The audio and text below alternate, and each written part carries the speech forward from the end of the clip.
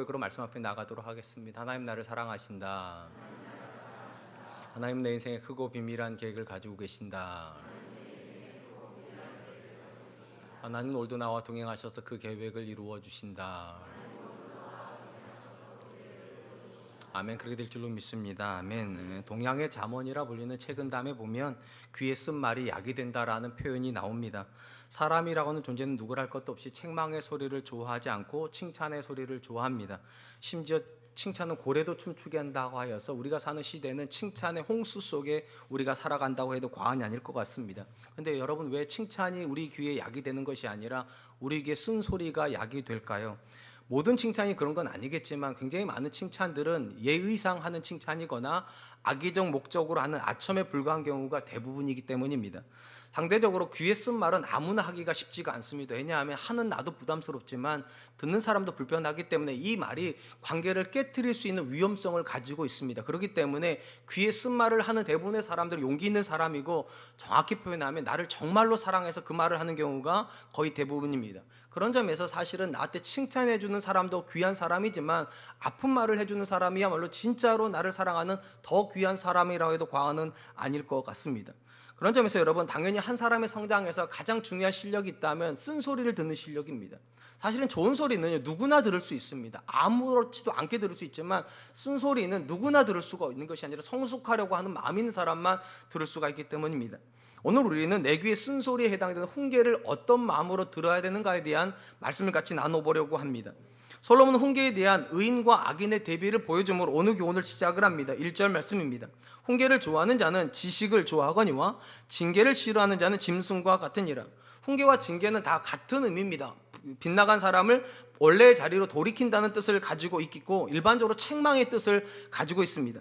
솔로몬 훈계의 관점에서 의인은 훈계를 좋아하는데 왜 좋아하냐? 그는 지식을 사랑하는 사람이기 때문이고, 악인은 훈계를 싫어하는데 왜 싫어하는가? 그는 짐승과 같은 사람이기 때문이라고 말을 합니다.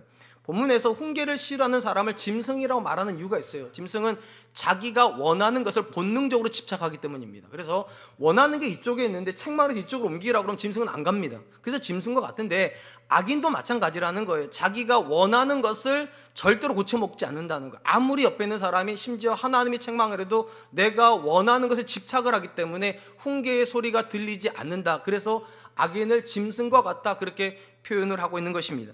본문에서 우리가 첫 번째로 받게 되는 교훈이 있다면 지식을 사랑하는 사람이 훈계를 듣게 된다는 것입니다. 우리 성경에 지식이라고 번역된 단어는 안다라고 하는 뜻을 가지고 있고요. 일반적으로 정보나 지식을 안다는 뜻이 아니라 하나님을 경험하여 안다는 걸 기본으로 합니다. 근본적으로 하나님은 저와 여러분들이 살아가는 인생 여정에서 하나님을 경험하기를 원합니다. 근데 문제는 뭐냐? 우리는 너무나도 자주 하나님을 경험할 수 없는 것으로 우리 인생의 길을 틀어버린다는 것입니다. 이때마다 하나님이 어떻게 하시는가? 훈계하셔서 원래의 길로 돌아오게 해서 하나님을 만나게 하고 싶어 하신다는 거예요. 당연히 누군가가 하나님을 자기 인생에서 경험하기를 원한다면 하나님께서 틀렸다고 말을 할 때 그 소리를 싫어하는 사람이 아니라 빠르게 자기를 교정해서 하나님이 서라고 하는 자리로 서게 된다. 이게 지식을 사랑하는 것입니다. 이렇게 지식을 사랑하는 사람은 훈계가 들리게 되고, 훈계가 들리면 그는 하나님을 경험하는 인생을 살게 된다는 것입니다. 여기서 우리가 주목할 것이 하나가 있다 생각합니다. 훈계가 교정의 뜻을 가지고 있다면 사실은 다른 사람은 몰라도 적어도 교회를 다니는 사람들은 매 순간 교정이 쉬워야 되잖아요. 왜냐하면 우리는 매 주일마다 이렇게 예배를 드리기도 하고, 어떤 이들은 성경 공부를 따로 시간을 내서 하기도 한다는 점에서 계속적으로 하나님의 말씀을 듣고 있다면 당연히 그 사람은 교정이 돼야 맞을 것 같은데, 왜 오늘날 교회를 다니는 사람들이 쉽게 교정이 안 되냐는 겁니다. 혹시 하나님께서 과거에는 책망의 말씀을 주셨지만 오늘날에는 축복의 말씀밖에 안 주시기 때문에 교정이 안 되는가? 그렇지 않다는 거 다 아실 거예요. 하나님은 분명히 지금도 모든 세대의 모든 사람에게 사랑하심으로 책망을 하시는데, 안타깝게도 우리가 교정이 안 되는 것입니다. 크게 두 가지 이유 때문에 교정이 안 됩니다. 첫 번째 이유는 내가 훈계의 대상이라고 생각하지 않기 때문입니다. 하나님이 아무리 말씀을 해도요, 그 말씀이 내게 주신 말씀이라 생각하지 않으면 은혜가 안 되고요, 은혜가 안 되면 교정이 안 됩니다. 왜 이런 일이 벌어질까?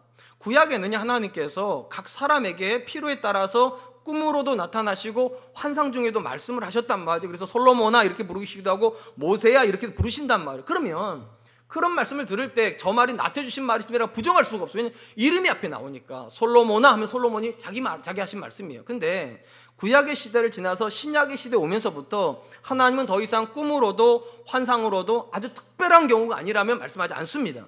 그러니까 하나님께서는 내 인생에 찾아오셔서 꿈에서 아무개야 부르는 일이 없다고 이상할 거 없어요. 저도 없으니까 놀랄 거 없어요. 그러면 하나님이 그러면 안 나타나시니까 책망을 안 하시는가? 그게 아닙니다. 하나님이 다른 방식으로 책망을 하십니다. 구약의 시대에는 꿈과 환상으로 책망을 하셨다면 신약의 시대에는 하나님의 말씀으로 책망을 하십니다. 바로 이런 이유 때문에 성경이 이렇게 기록이 된 겁니다. 디모데후서 3장 16절입니다. 모든 성경은 하나님의 감동으로 된 것으로 교훈과 책망과 바르게 함과 의로 교육하기에 유익하니, 하나님께서 성경을 주신 목적이 크게 네 가지의 단어로 요약이 됩니다. 교훈과 책망과 바르게 함과 의로 교육함. 이게 성경의 목적입니다. 특별히 이 순서가 굉장히 중요한데 제일 앞에 나와 있는 게 교훈입니다. 이 교훈이 뭐냐? 기준을 가르쳐 준다는 거예요. 남편은 이렇게 살아야 된다, 아내는 이렇게 살아야 된다, 부모는 이렇게 살아야 된다, 자녀는 이렇게 살아야 된다. 이게 교훈입니다. 기준이 정해져야, 그래야 이제 책망이 가능해요. 길이 나오고 길에서 빗나갔어야 책망이 가능하잖아요. 그러니까 교훈이 없다면 책망할 게 없어집니다. 그러니까 마땅히 이렇게 살아야 되는데 한 말씀하시는데 거기서 빗나가면 이제 책망을 하시는 거예요. 꾸짖는다는 거예요. 그리고 하나님이 꾸짖는 거로 끝내지 않습니다. 원래 자리로 돌아올 수 있도록 바르게 하세요. 어떻게 하면 아내에게 좋은 남편이 되는지, 어떻게 하면 자녀에게 다시 마음을 얻을 수 있는지에 대해서 말씀을 하신다. 이게 바르게 함이에요. 그리고 마지막이 뭐냐? 의로 교육이라고 됐는데 정확한 뜻은요, 훈련한다는 것입니다. 한두 번은 좋은 사람 데려갈 수 있습니다. 한두 번은 은혜 받고 나 좋은 남편 돼야 되겠다 이런 생각할 수 있는데, 문제가 뭡니까? 훈련이 안 되면 원래 자리로 다시 돌아가 버린다는 거예요. 그래서 하나님께서 교훈을 하시고 책망을 하시고 바르게 하시고 훈련을 하신다. 이게 모든 걸 다 어디서 하시는가? 말씀을 통해서 그렇게 하신다는 것입니다. 여기서 중요한 건 분명히 말씀의 기능 중에 책망이 들어가 있다는 거예요. 훈계를 하세요. 근데 어떤 사람이 그 훈계가 들리냐는 거예요. 교훈을 받은 사람이요. 그래서 교훈이 먼저 나오는 겁니다. 하나님의 말씀 앞에서 교훈이 바르게 들어와 있는 사람은 하나님의 말씀을 들을 때 내가 잘못됐구나. 왜냐하면 하나님이 나한테 이렇게 말씀하셨는데 오늘 말씀 속에서 어떤 말씀 들을 때 내가 그때 그렇게 살지 않아서 이런 문제가 벌어지는 거구나. 그러니까 기준이 정확해야 책망의 소리가 들립니다. 근데 굉장히 많은 분들이 하나님의 말씀을 모릅니다. 그러다 보니까 어떤 문제가 벌어지는가? 하나님의 말씀을 들을 때 이렇게 생각을 하는 거예요. 나는 나름 괜찮게 산다 생각하는 거예요. 자기 기준으로. 하나님의 말씀을 들을 때 자기 기준으로 들어요. 아내를 사랑하라면 하나님의 말씀을 따라 사랑하는지를 들여다봐야 되는데, 이렇게 해야 돼. 내 친구에 비하면 난 너무 정말 사랑하는데, 내가 자녀들에 대해서도 주의 교양과 훈계에 양육하라고 그러면 다른 친구들에 비해서 나는 굉장히 양심적으로 자녀랑 대화를 하는데 나는 나름 괜찮다 이렇게 생각을 한단 말이에요. 그러니까 책망을 안 받아요. 근데 반드시 기억하세요. 하나님이 책망하시는 사람은요, 내 나름대로 못 살고 있다고 느끼는 사람을 책망하시는 게 아니에요. 하나님의 말씀대로 안 살고 있는 사람을 책망하는 거예요. 근데 문제는 뭐냐? 내가 하나님의 말씀을 모르면 책망의 여지가 없어지는 거예요. 어떻게 하는 게 좋은 아빠인지 하나님의 말씀을 통해서 알아야 되는데 모르면 책망이 안 들려요. 어떻게 하는 게 좋은 아내가 되는 거고 어떻게 하는 게 좋은 남편이 되는 기준을 알아야 되는데, 다 어떤 기준만 가지고 있는가? 내 나름의 기준을 가지고 있어요. 남편은 이렇게 하는 거고, 아빠는 이렇게 하는 거고, 아내는 이렇게 하는 거고, 엄마는 이렇게, 자기 기준을 가지고 하나님의 말씀을 제껴놓고 살다 보면 하나님의 말씀이 전혀 들리지 않습니다. 당연히 하나님의 교훈을 모르는 사람은 책망을 듣지 못합니다. 그래서 오늘 보면 말하는 거예요. 지식을 사랑하는 사람이, 하나님의 말씀을 듣고자 하는 사람이 교훈을 받는 사람이고, 그 사람이라야 뭐가 들린다고요? 책망의 말씀을 훈계가 들린다는 것입니다. 두 번째로, 하나님께서 우리에게 교훈하시고 책망하심에도 불구하고 그 소리가 안 들리는 이유가 있어요. 선한 마음으로 말씀을 듣지 않기 때문입니다. 오늘 말씀 2절입니다. 선인은 여호와께 은총을 받으려니와 악을 꾀하는 자는 정죄함을 받으리라. 우리 성경에 선인, 착한 사람이라 번역된 이 단어는요, 문자적으로 우리가 너무 잘 아는 단어입니다. 토부라고 하는 단어입니다. 이 토부는 선하다, 좋다는 뜻을 가지고 있어요. 그러니까 전체적으로 훈계의 관점에서 놓고 보면 하나님이 우리를 책망하실 때 좋은 마음으로 듣는 사람은 어떻게 된다는 겁니까? 은총을 받아, 은혜를 받아요. 그러니까 교정이 된다는 얘기예요. 근데 하나님이 나를 책망하실 때 삐딱하게 듣는 사람이 있어요. 그러면 그 사람 어떻게 된답니까? 정죄함을 받는데요. 그러니까 더 죄를 짓게 된다는 겁니다. 여러분, 이게 이런 거잖아요. 우리가 하나님의 말씀을 듣다 보면 어떤 생각이 듭니까? 아니, 저걸 저렇게 살 수 있어 진짜? 심지어 어떤 분 이런 분도 계시더라니까요. 목사님도 저렇게는 안 할 거야 아마. 자기 자식한테 목사님도 저렇게 안 하면서 지금 설교를 하니까 얼마나 힘들겠냐고 삐딱하게 들어요. 오늘날 어떻게 이 말씀을 다 사냐고, 어떻게 구약시대나 저게 가능했지, 농경시대나 가능했지, 산업화되고 정보화되고 이렇게 복잡한 사회 속에서 어떻게 하나님의 말씀대로 사나? 적당히 듣고 적당히 걸러내야지. 이게 그 본문에 나오는 악한 사람이에요. 하나님의 말씀을 선하게 듣지를 않아요. 문제는 이런 겁니다. 하나님의 기준을 아는데도 그 말씀이 나한테 적용이 안 되는 이유가 있다는 거예요. 그 말씀이 나한테 유익하지 않다고 생각하면, 그 말씀대로 사는 것이 나한테 손해가 된다면 우린 그 말씀대로 못 살아요. 예를 들어볼까요? 남편들에게 주신 가장 근본적인 명령이 뭡니까? 아내를 사랑하라입니다. 그렇다면 이 자리에 남편분들 많으신데 예수님 믿는 남편은 정말 아내 사랑하죠? 의심의 여지 없이 사랑하죠? 아닐걸요? 아내를 사랑해도 아내하고 친근해지지 않으려고 몸부림치는 분들이 계세요. 아내를 사랑하지만 더 다가가지 않으려고. 왜냐하면 다가갈수록 불편해지니까.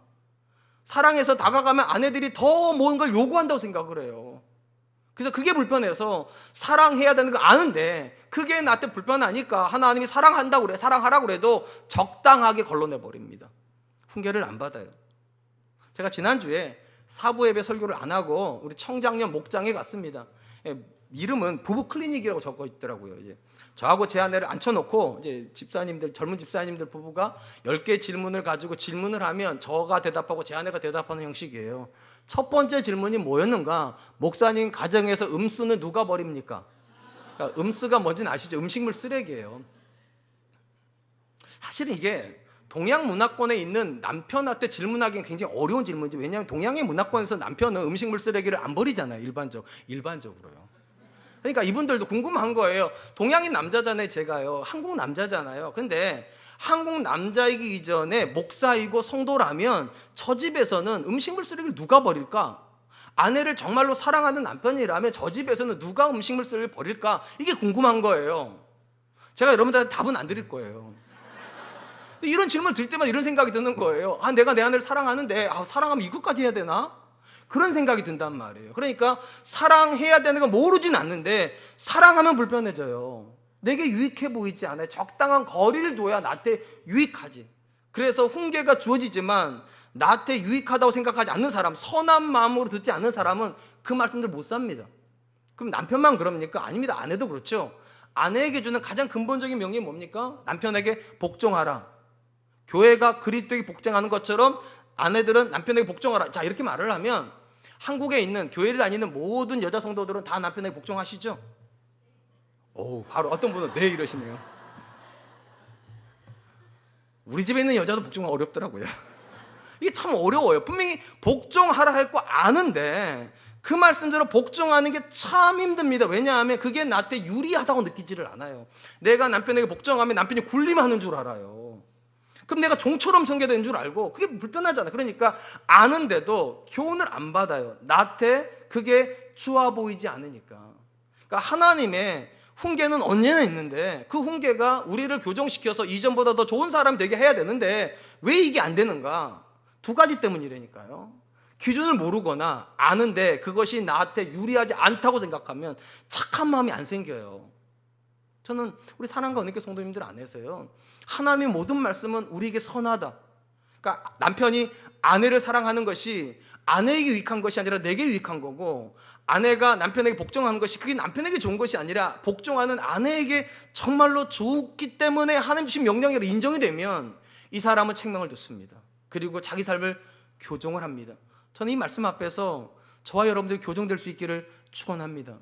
사랑하는 성도 여러분, 근본적인 관점에서 모든 사람은 죄인입니다. 그렇기 때문에 이 땅에 있는 어떤 사람에게도 모두 다 훈계는 필요합니다. 심지어 교회를 다녀서 구원을 받은 사람도 왜 훈계가 필요합니까? 여러분, 구원을 받았다는 말이 우리가 온전하다는 뜻은 아니기 때문입니다. 저는 오히려 우리가 구원을 받았다는 뜻을 이렇게 이해를 합니다. 우리가 구원을 받았다는 건 내가 부족한 사람이라는 걸 인정하는 거다. 이게 참 놀라운 거예요. 여러분, 예수 믿는 게 왜 황홀합니까?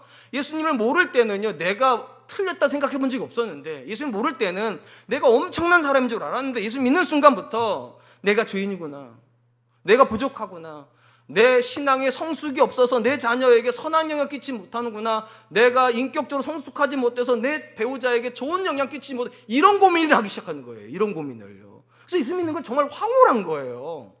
여러분, 저와 여러분들이 예수님을 믿는다는 게 부족함을 인정하는 거라면 이 사람은요, 은혜 받는 게 너무 쉬워요. 왜냐하면 부족해서 하나님께 책망하시는 건데 왜 토해내겠냐고요. 그래서 예수 믿는 사람은요, 은혜 받는 사람이에요. 책망의 소리가 잘 들리는 사람이에요. 왜냐? 기준을 알잖아요. 하나님의 말씀 매일 보면 듣고 있기 때문에. 심지어 하나님이 나를 사랑하셔서 그 말씀을 하신다고 인정하시죠. 그래서 예수 믿는 건 황홀해야 돼요. 다른 어떤 것보다 어떤 말씀을 주시든지 간에 그 말씀이 나한테 유익하다고 믿는 사람이고, 그 말씀대로 살아서 하나님께 영광 돌리기를 원하는 사람이 예수 믿는 사람이라면, 예수 믿는 사람은 지식을 사랑하는 사람이 맞습니다.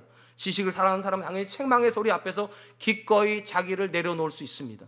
전 저와 여러분들이 그런 분들 되실 수 있기를 축원합니다.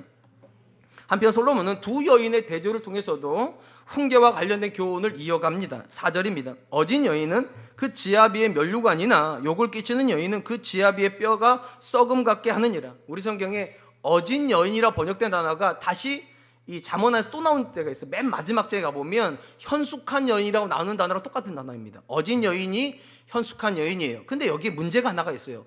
동양 문화권 속에서 현숙하다라고 말하는 단어하고 히브리 문화 속에서 현숙하다는 의미가 다르다는 겁니다. 일반적으로 우리는 현숙한 여인 하면 어떤 느낌이 드세요? 누구가 떠오르세요? 현숙한 여인 하면 누가 떠오르세요? 신사임당.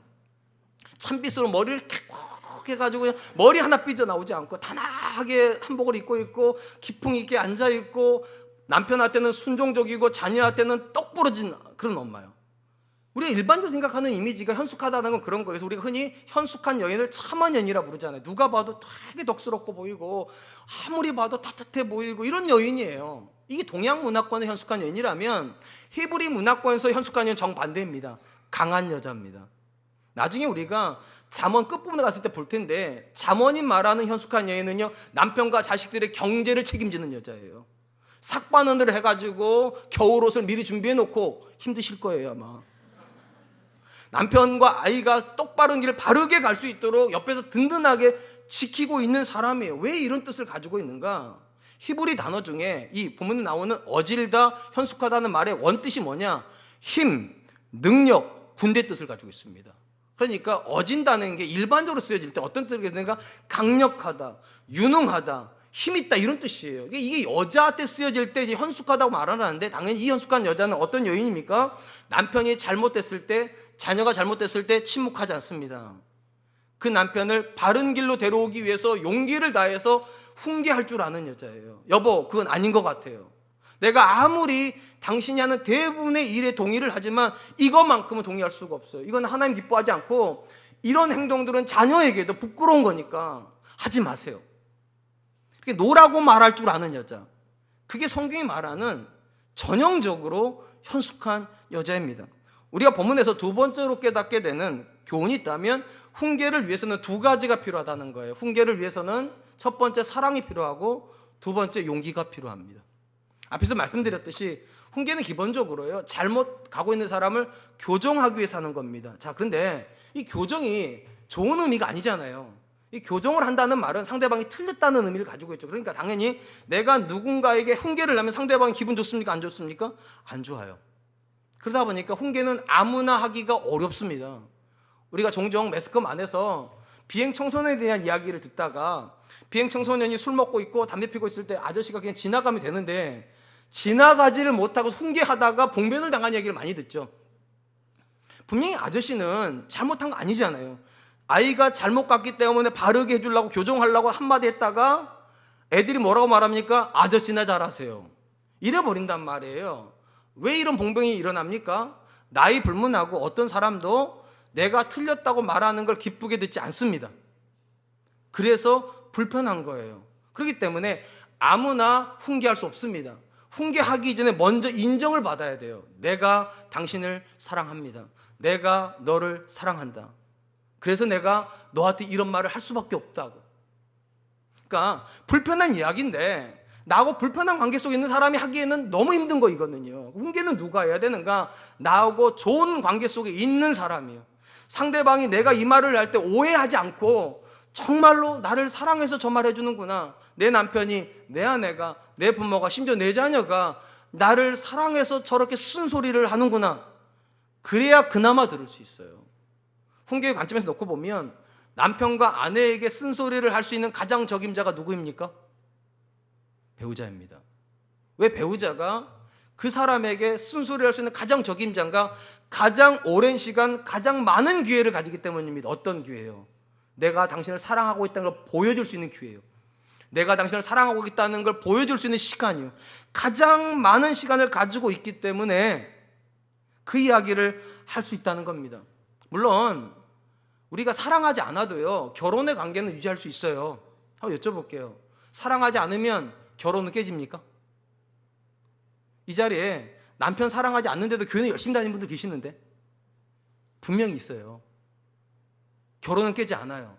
그러니까 여러분, 얼마든지 사랑하지 않아도 결혼 관계는 유지가 될 수 있습니다. 크게 두 가지 때문에 유지가 돼요. 첫 번째, 자식 때문에요.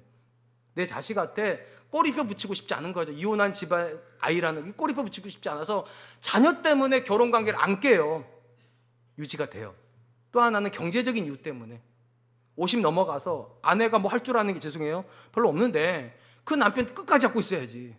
그래서 국민연금이라도 이게 이런 거란 말이에요. 경제적인 이유 때문에라도 결혼 관계는 유지가 돼요. 그리고 이렇게 사랑이 빠진 상태에서 결혼이 유지될 때 이런 사람들이 추구하는 가장 합리적인 삶이 뭡니까? 서로의 삶에 간섭하지 않는 거예요.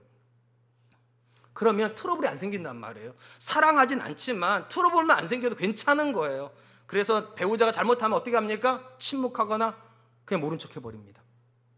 그러면 얼마든지 다른 사람 볼 때는 저 집은 평안한 집안, 싸움이 없는 집안, 심지어 행복해 보이기도 해요.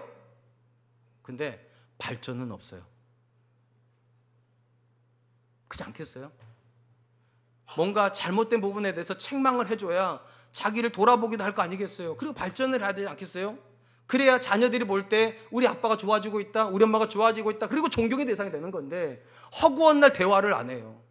잘못하고 있는데도 그냥 엄마가 침묵해버리고 아빠가 침묵해버리면 자녀들이 볼 때 야 우리 엄마 잘하고 있다 이러겠습니까? 절대 그렇게 되지 않아요. 사랑해야 하는 이유가 거기 있어요. 사랑해야 책망할 수 있어요. 사랑해야 훈계할 수 있고 상대방이 들어야 될 이유도 거기서 생기는 거예요. 나를 사랑하는 내 아내가 하는 말인데, 나를 사랑하는 내 남편이 하는 말인데, 나를 사랑하는 우리 엄마가 나타나는 말인데 들어야죠.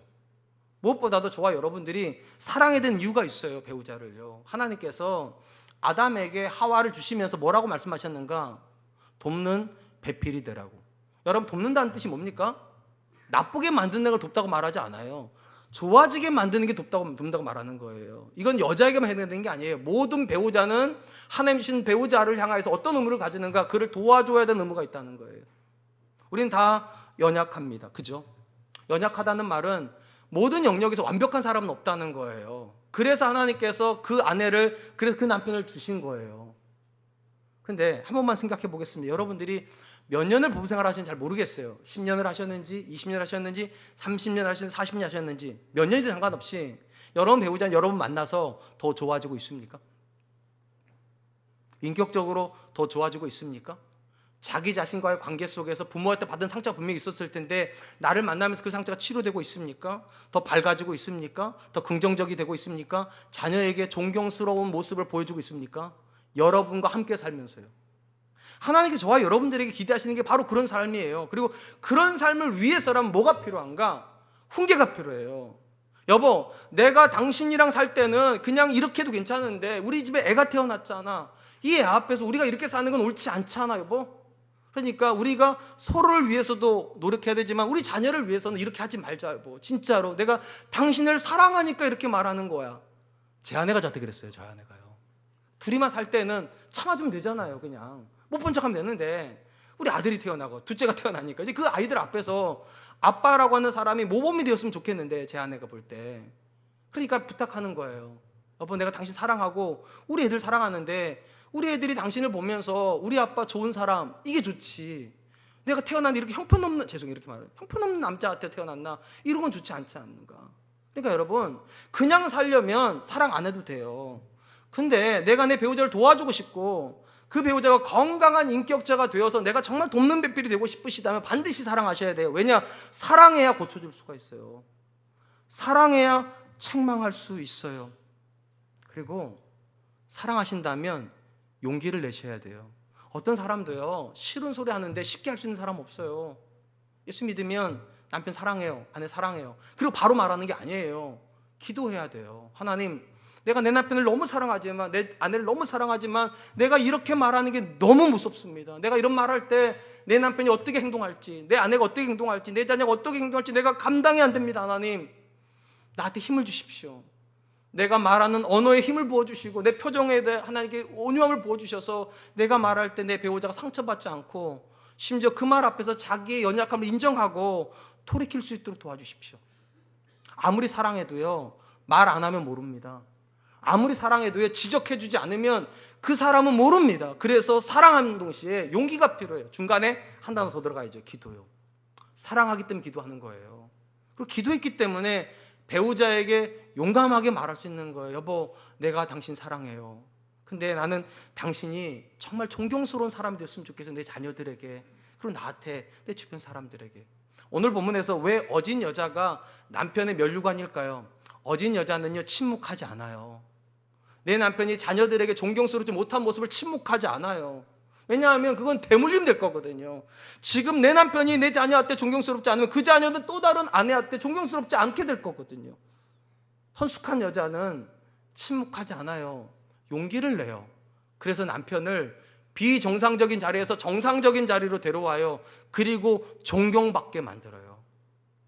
여러분, 어떤 아내가 정말 좋은 아내일까? 성경적으로요, 자녀에게 존경받는 남편을 빚어주는 여자, 그 아내랑 살면서 자녀한테 점점 좋아지는 모습을 보이도록 격려해주고 축복해주고 때로는 쓴소리도 할 줄 아는 여자예요. 상대적으로 어떤 여자가 미련한 여자이고 남편을 부끄럽게 만드는 여자입니까? 침묵하는 여자예요. 남편이 분명히 잘못하고 있는데 그냥 참아주는 걸 미덕인 줄 알고 미련하게 참아버리는 여자예요. 그러면 그 남편은 교정이 안 됩니다. 그 아내는 교정이 안 됩니다. 그러면 자녀에게 부끄러워집니다. 자녀에게만 부끄러워지는 게 아니에요. 집안 바깥에서 부끄러움을 끼치는 존재가 돼요. 그것은 하나님이 기뻐하시는 게 아니에요. 적어도 저와 여러분들이 돕는 배필로 결혼 생활 안에 들어가셨다면 훈계할 수 있는 사람이어야 됩니다. 책망할 수 있는 사람이어야 됩니다. 그러려면 두 가지 꼭 하세요. 사랑하세요. 용기를 내세요. 사랑하는 성도 여러분, 옛말에 집에서 새는 바가지가 바깥에서 샌다고 그랬습니다. 여러분, 이 말의 뜻이 뭡니까? 모든 문제는 집에서 시작된다는 거예요. 집안에서 내 남편이 나와의 관계 속에서, 내 아내가 나와의 관계 속에서 교정이 안 되면 이 사람 바깥에 나가서도 교정이 안 된 상태로 나간다는 거예요. 내 자녀가 집에서 훈련이 안 된 상태에 있으면 바깥에 나가도 훈련이 안 되는 건 매 한 가지라는 거예요. 집에서 시작돼, 집에서요. 그러니까 여러분이 그냥 참으면 되는 게 아니죠. 여러분이 참아버리면 그 모든 짐을 누가 져야 됩니까? 내 바깥에 있는 모든 사람들이 져야 돼요. 우리는 참으면 되는 사람들이 아니에요. 도와줘야 되는 사람이에요. 집에서 도와줘야 돼요. 남편이 아내를 도와줘야 되고, 아내가 남편을 도와줘야 되고, 부모가 자녀를 도와줘야 되고, 자녀가 부모를 도와줘야 돼요. 그래야지만 이 사람들이 자녀에게, 배우자에게 존경을 받고요. 참 신기하게 자녀와 배우자에게 존경받는 사람은요, 집 바깥에서도 존경을 받아요. 그게 그런 거예요. 집에서 새는 바가지가 바깥에서도 샌다고. 성경 안에서 어진 여인, 어떤 여인입니까? 침묵하고 온유하고 순종적인 여자만을 말하지 않습니다. 내 남편을 보호해주기 위해서, 내 자녀를 보호해주기 위해서 용기를 내는 사람이에요. 그리고 용기를 내기 이전에 뭐 합니까? 먼저 인정을 받아요. 내 아내는 참 좋은 아내라고.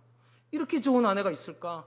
이렇게 나를 위해서 기도해주는 사람이 있을까? 이게 인정이 되면 그 아내가 하는 소리가 싫긴 하지만 그렇게 그냥 넘길 소리는 아니에요. 그래서 점점 좋아져요. 전 저와 여러분들이 내 사랑하는 배우자에게 성숙을 선물할 수 있었으면 좋겠습니다. 그러려면 사랑하십시오. 그러려면 용기를 내십시오. 그리고 기도함으로 하나님 주신 지혜를 따라 말하십시오. 반드시 배우자가 달라질 줄로 믿습니다. 자녀가 달라질 줄로 믿습니다.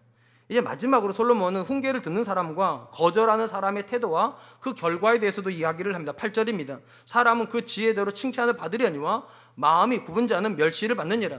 우리 본문에 지혜라고 번역된 단어는 지금까지 한 번도 쓰인 적이 없는 단어입니다. 잠언 안에서. 그러니까 우리는 그냥 똑같은 지혜라고 쓰지만 히브리 언어는 다르다는 거예요. 그러면 여기에 쓰여지는 이 지혜란 단어는 원래 뜻은 뭐냐? 신중함, 통찰력이라는 뜻을 가지고 있습니다. 그리고 이렇게 지혜를 가지고 있는 사람은 칭찬을 받는다 되어 있는데 이 칭찬이라는 단어의 뜻도 다릅니다. 칭찬의 뜻은 빛나다라는 뜻입니다. 그러니까 의미적으로는 존경받는다는 거예요. 이게 훈계라는 관점에서 나왔기 때문에 이런 겁니다. 누군가가 사랑하는 사람부터 훈계를 받으면 이 사람은 신중해진다는 거예요. 왜냐, 한 번도 자기 자신에 대해서 신중하게 생각해 본 적이 없는데 내 배우자가 나를 사랑하면서 어떤 말을 해주면 생각하게 돼요. 아, 그런가? 난 한 번도 그렇게 생각 안 해봤는데 내가 이렇게 말하는 게 내 자녀한테 상처가 될 수 있는가? 신중해져요. 신중해지면 점점 빚어져요. 그런 말을 안 해야 되겠다 생각을 해요. 그런 행동을 안 해야 되겠다 생각을 해요. 하루아침에 좋아지지는 않아요. 근데 점점 빛나게 돼요. 그리고 어느 순간 그 아빠가, 그 남편이, 그 엄마가, 그 아내가 존경받기 시작해요. 그런 점에서 여러분, 우리가 누군가에게 신중할 수 있게 만들어준다는 건 굉장한 의미가 있어요. 이 신중하다는 거 어렵게 생각할 수 없는 거예요. 한 번이라도 객관적으로 자기를 들여다볼 수 있도록, 아빠가 한 번이라도 객관적으로 자기를 들여다볼 수 있도록, 엄마가 한 번이라도 객관적으로 자기를 들여다볼 수 있도록 훈계를 한다는 거예요. 훈계를요. 그리고 그걸 받아들이는 사람은 그 신중함을 가지고 점점 칭찬 듣고 존경받는 자리로 나아간다는 것입니다. 상대적으로 마음이 굽어 있다는 말은 아예 안 듣는다는 얘기예요. 마음이 삐딱해요. 그러니까 이러잖아요. 아내가 어떤 말하면 뭐라고 말합니까? 여자가 그런 소리를 하고 있다. 쓸데없는 소리 한다고. 애들이 말하면 뭐라고 말합니까? 이제 너 머리 컸다 이거지, 이러는 거죠. 우리 아이들이 참 착해가지고 20살 되기 전까지는 저한테 안 덤비더라고요. 근데 20살 딱 넘어가니까 저한테 이제 말하기 시작하더라고요. 제 속으로 이제 컸다 이거냐? 네, 이런 거죠. 근데 그렇게 들으면 마음이 굽어버린 거예요. 그거 안 들려요. 내가 사랑하는 자녀인데도요, 애가 말을 하면 이걸 삐딱하게 듣는 분들이 계세요. 그거 안 들려요. 그럼 어떻게 된답니까? 멸시를 받게 된대요. 무슨 말입니까? 이게 자녀가 더 이상 그 아빠를 존경 안 한다는 거예요. 아내가 그 남편을 더 존경 안 한다는 거예요. 여러분, 이건 진짜 큰 일이에요. 왜냐하면 이 땅에서요, 내 자녀에게 존경받지 못하면 누구한테 존경받을 겁니까? 내 사랑하는, 나를 사랑하는 그 아내에게, 그 남편에게 존경받지 못하면 도대체 누구에게 존경을 받냐고요. 그게 멸시인 거예요. 그게요. 마음이 굽어서 그 소리가 안 들리면, 자녀의 소리가 안 들리고 아내의 소리가 불편하게 느껴지면 이미 멸시는 시작된 거예요. 그 아내는 여러분 존경 안 합니다. 그 자녀는 그 아빠를 존경하지 않습니다. 우리가 본문에서 배우게 되는 마지막 훈계와 관련된 교훈이 있다면 자기 자신에게 겸손한 사람이 훈계를 듣는다는 겁니다. 겸손한 사람이 훈계를 듣고 교만한 사람은 훈계를 거절함으로 멸시를 받게 됩니다. 여러분, 사람이요, 누군가로부터 훈계를 듣는다든 책망을 들으면 왜 불편하죠? 그게 나한테 불편한 소리이기 때문에도 불편해요. 근데 진짜 본질적인 거는요, 상대방이 나보다 낫다고 내가 인정해야 되는 거기 때문이에요. 그러니까 자녀가 나한테 훈계를 쓴소리를 하면 왜 기분 나쁜 줄 아세요? 이게 컸다, 이런 생각하는 건데, 이게 컸다는 얘기냐, 네가 나보다 낫다는 얘기냐. 자존심을 세워요. 자존심을, 사람이요. 그러니까 그 소리가 싫은 게 아니라 내가 상대방에게 무시당했다고 느끼는, 무시당했다고. 대부분의 마음이 삐딱한 사람은 자존심이 센 사람입니다. 아내의 말도 못 들어요. 자존심 때문에요. 자녀의 말도 못 들어요. 자존심 때문에.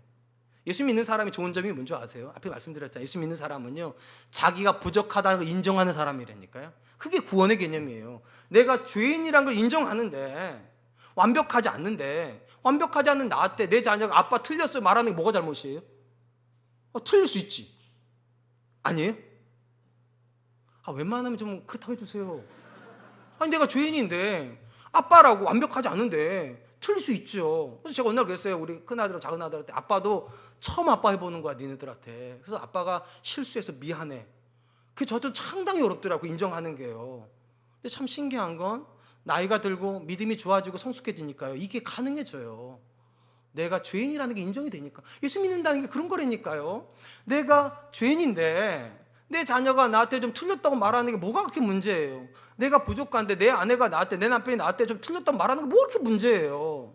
근데 교회를 다니는데도요, 아내가 말하면 기분 나쁘고 남편이 말하면 기분 나쁘고 자식이 말하면 머리 돌아버릴 것 같은 분들이 계세요. 잘못되신 거예요. 잘못되신 거예요. 여러분은 구원의 개념을 잘못 이해하신 거예요. 구원의 개념은요, 내가 부족하다는 걸 인정하는 거예요. 그래서 모든 소리가 나한테 유익해야 돼요. 하나님이 주시는 책망의 소리도 유익하고, 아내가 주는 소리, 자녀가 듣는 소리, 심지어 내 주변 사람들이 하는 모든 말들이 나에게 유익이 될 수 있게 만드는 사람, 그 사람들이 그리스도인이에요. 그렇기 때문에 솔로몬이요, 한 사람에게 교훈이, 책망이 언제 유익하고 그것이 어떤 결과를 만드는다 말을 하는가. 오늘 본문 말씀 보시면 이런 말씀이 나와요. 9절 말씀. 비천이 여김을 받을지라도 종을 부리는 자는 스스로 높은 채 하고도 음식이 핍절한 자보다 나으니라. 여기 나오는 비천이 여김을 만든다는 말은요, 자기 자신을 낮게 여긴다는 거예요. 낮게 여기다 보니까 사람들이 이 사람한테 편하게 말을 하겠죠. 싫은 소리를 막 하겠죠. 근데 놀라운 건 이렇게 자기를 낮게 여기는 사람은 종을 부리게 된대요. 무슨 뜻인가 하면, 자기를 낮게 여기기 때문에 모든 소리가 들려요. 자녀가 하는 소리도 들리고요, 아내가 하는 소리도 들리고, 심지어 부하 직원이 하는 소리도 들려요. 그리고 그 소리 속에서 자기를 발전시켜요. 21세기에 성장하는 회사는요, 비난의 소리에 귀를 기울인대요. 그러니까 뭔가 제품이 잘못 나왔다 비난하면 지워버리는 게 아니라 그 소리를 귀를 기울여가지고 제품을 더 발전시킨다는 얘기예요. 이번에 그런 거예요. 비천이 여긴을 받은 사람들은 종을 부린다. 이 사람은 결국 성장을 해서요, 지도자의 자리에 가요. 지도자의 자리. 자기를 낮추어서 많은 소리를 들을 수 있으니까. 상대적으로 스스로 높은 채 하면, 높은 채 하면 어떤 소리도 안 들려요. 아무도 이 사람한테 말 못해요. 그러면 어떻게 됩니까? 음식이 필절한다고 된다고. 여기서 말하는 음식이라고 단순히 먹는 음식이라 말하지 마세요. 더 이상 성장이 안 된다는 얘기예요. 책망의 소리가 안 들리는 사람은요, 더 이상 성장할 수 없고, 성장할 수 없는 사람은 지도자가 될 수 없습니다. 그래서 핍절한 상태에 도달하게 됩니다. 우리 주변에 보면은요, 어디를 가든지 간에 서열을 중시하는 분들이 계세요. 그러니까 가가지고 이렇게 위아래를 이렇게 보죠. 이렇게. 그래서 사람 딱 보고, 내가 어디쯤 서야 되겠구나. 이렇게. 그러니까 이렇게 서열을 중시하는 사람들이 제일 많이 묻는 질문이 뭡니까? 몇 살이세요? 이 질문. 그 다음에 몇 학번이세요? 이 질문. 그 다음에 몇 회세요? 이 목사님들도 똑같아요. 가면 혹시 총시 몇 회 졸업생? 이렇게 물어봐. 왜냐하면 그래야지 자기가 설 자리가 나온단 말이에요. 이런 질문을 하는 사람은 특징이 있어요. 자기보다 위에 있다고 생각하는 사람들은 소리는 어느 정도 듣습니다. 근데 나보다 밑에 있는 사람들은 나한테 말하면 안 돼요. 서열이 중요하다는 사람, 그런 사람이에요. 나보다 밑에 있는 사람은 자기 소리를 들어야지 나한테 말하면 안 된다고 생각해요. 기분 나빠해요. 나보다 어린 사람이 나한테 말하는 걸 기분 나쁘게 생각해요. 진짜 문제는 이 서열이 집 바깥에만 있으면 괜찮은데, 서열을 중시하는 사람은 집에서도 서열을 중요하게 여긴다는 겁니다. 그래서 이 서열을 말하는 사람은 항상 자기 집에 자기가 제일 위에요. 그래서 아내도 한마디도 하면 안 됩니다. 자녀들도 한마디도 하면 안 돼요. 집안의 분위기가 좋으려면 아빠가 말하면 다 들어야 돼요. 그 분위기 좋아요. 근데 어느 날 아이가, 나 아빠가 먹고 싶은 족발 먹고 싶다고 피자 먹고 싶은데, 아빠가 이제 그때도 화가 나는 거예요. 이 어린 놈 자식이 아빠가 먹고 싶다는데. 안 되는 거예요. 무조건 안 되는 거예요. 아빠가 하자는 대로 해야 돼요. 무조건. 그러니까 서열이 중요해지면 더 이상 동등한 관계는 없습니다. 동등한 관계가 없으면 밑에서 소리가 안 올라와요. 옆에서 소리가 안 들려요. 그럼 이 사람은요, 계속 도태해요. 자녀들의 인생에서 계속 도태해요. 아빠랑은 같이 있고 싶어 하지 않아요. 남편이랑 같이 있고 싶어 하지 않아요. 자기는 굉장히 열심히 산다고 생각할 수 있어요. 저도 그랬으니까. 근데 여러분, 서열이 존재하는 순간부터 우리는 지도자가 못 됩니다. 지도자는 서열이 없어야 됩니다. 모든 소리가 들려야 돼요. 옆에 있는 사람의 소리도 들려야 되고, 밑에 있는 사람의 소리도 들려야 돼요. 그게 오늘 보면 나오는 비천히 여기는 사람이에요. 자기를 낮게 여기면 사람들이 다가오기가 쉬워져요. 아이들이 아빠한테 말하기가 쉬워져요. 아내가 남편한테 말하기가 쉬워져요. 그냥 형식적인 대화를 하는 게 아니라 어떤 얘기도 가능해요. 어떤 얘기도. 그러면서 이렇게 말하지. 아빠 그때 엄마한테 그런 말을 했는데 내가 볼 때 엄마가 기분 나빴던 것 같아. 저때 그래 우리 아들이요. 그럼 제가 말해요. 그랬니? 아빠 못 봤다. 다음 그렇게 안 할게. 이렇게 조언을 해줄 수 있단 말이에요. 한번 스스로 물어보시기 바랍니다. 여러분들은 자존심이 셉니까? 자녀가 어떤 말을 하면 빈정상하는 분들이 계세요. 고쳐먹으세요. 고치세요. 그리스도인은요, 자존심이 없어야 돼요. 왜냐? 우리는 다 죄인이잖아요. 내가 실수할 수 있는 사람이라고 인정해야 되잖아요. 우린 죄인인데. 내 아내한테 내가 잘못할 수 있죠. 내가 내 남편한테 실수할 수 있죠. 내가 내 자녀한테 실수할 수 있잖아요. 그게 비천히 여기는 마음이에요. 그러면 이 사람은요, 모든 소리가 잘 들려요. 그래서 행동 고치는 게 쉬워져요. 남편의 소리를 듣고 고쳐요. 아내 소리를 듣고 고쳐요. 자녀 소리를 듣고 고쳐요. 심지어 손주의 소리를 듣고도 고칠 수 있어요. 그럼 리더가 돼요. 저는 우리 사랑하는 어느 성도님들이 시간 흘러갈수록 더 존경받는 사람 되었으면 좋겠습니다. 그 사람이 리더가 되는 사람입니다. 사랑하는 성도 여러분, 세상에서 제일 미련한 사람이 누구일까요? 배우자하고 자존심 싸움하는 사람이에요. 이놈의 옆에 내가, 이런 분들이 계세요. 저놈의 영감탱이가, 이런 분들이 계세요. 뭐가 그렇게 영감탱이가 어쩌고 옆에 내가 이런 거예요. 예수님 믿는데 뭐가 그렇게 서로한테 자존심 세울 일이 있어요. 굉장히 많은 남편분들이 교회를 다니면 이런 말을 하시더라고요. 남편이 교회 머리인데, 집안의 머리인데. 예, 맞아요. 여러분 집안의 머리예요. 근데 아내가 목인 거 기억하세요. 이게 목이 허락하지 않으면 머리가 움직일 수가 없어요. 둘이는 떨어질 수가 없단 말이에요. 위아래가 존재하지 않아요. 적어도 성경적 부부관계는요, 동등이어야 돼요. 더 놀라운 얘기 해드릴까요? 내 배우자를 더 낮게 여기면, 더 높게 여기면 관계가 더 편해집니다. 이렇게 좋은 여자가 나한테 해주는 말인데, 이렇게 좋은 남자가 나한테 해주는 말인데, 심지어 내 자녀를 나보다 더 훌륭하게 여기잖아요. 그러면 애들 말도 너무 잘 듣게 돼요. 이렇게 똑똑한 아이가 해주는 말인데, 이렇게 착한 애가 해주는 말인데 들어야지. 그러니까 여러분, 나를 낮게 여기면 나쁠 게 하나도 없어요. 나를 높게 여기면 모든 게 불편해져요. 모든 게 자존심 싸움해야 되고, 서열 따져야 되고, 순번 따져야 되고, 기분 나빠야 되고. 그렇게 살지 말죠, 우리. 그렇게 살 필요 없잖아요. 그냥 인정하세요. 나는 죄인이고 실수할 수 있고, 내 가까이 있는 사람은 나를 사랑해서 그 말을 해주는 거지. 그 내 아내가 나보다 낫지, 내 남편이 나보다 낫지, 심지어 내 자녀가 나보다 낫지 하면 이 관계는 다 좋아질 겁니다. 우리 사랑과 은혜교 성도님들이 비천히 여기는 마음 가질 수 있기를 축원합니다. 이제 말씀을 맺으려고 합니다. 오늘 본문에서 솔로몬 훈계와 관련해서 세 가지 교훈을 우리에게 줍니다. 첫 번째 훈계는 지식을 사랑하는 사람이 듣습니다. 하나님의 말씀을 귀하게 여기고 그 말씀으로 날마다 자기를 비춰보는 사람만 놀랍게도 깨달음이 와요. 내가 잘못 살았구나. 하나님의 말씀을 사랑하십시오. 두 번째, 훈계를 하려면 두 가지가 인정이 돼야 돼요. 첫 번째, 사랑이 인정이 돼야 돼요. 사랑하세요. 그리고 용기를 내세요. 아무 말 안 하면 변화가 없습니다. 용기를 내시고 기도하는 가운데 말씀하십시오. 마지막 세 번째, 관계 속에서 정말로 복을 누리고 싶으시다면 비천한 마음을 가지십시오. 내가 상대방보다 나은 사람이가 아니라 내가 상대방보다 연약한 사람이다. 내 옆에 있는 사람이 더 귀한 사람이다. 그게 배우자든 그게 자녀든 상관없이 내 옆에 있는 사람이 나보다 더 귀하다. 이렇게 여기면 그 관계는 정말로 좋아지고 저와 여러분들은 성장하게 될 줄 믿습니다. 이 은혜가 있는 저와 여러분 되시길 주의 이름으로 축원합니다. 주신 말씀을 기억하면서 세 가지를 같이 한 번만 기도하죠. 첫 번째, 하나님의 말씀을 사랑하는 사람 되게 해주시고 그 말씀의 기준으로 나를 들여다볼 수 있는 사람 되게 해주십시오.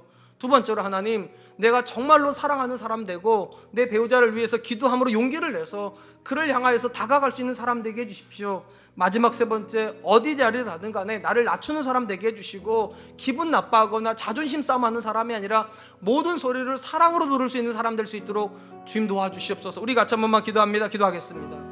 사랑의 많은 하나님 감사합니다. 귀한 시간 주시고 하나님 말씀 앞에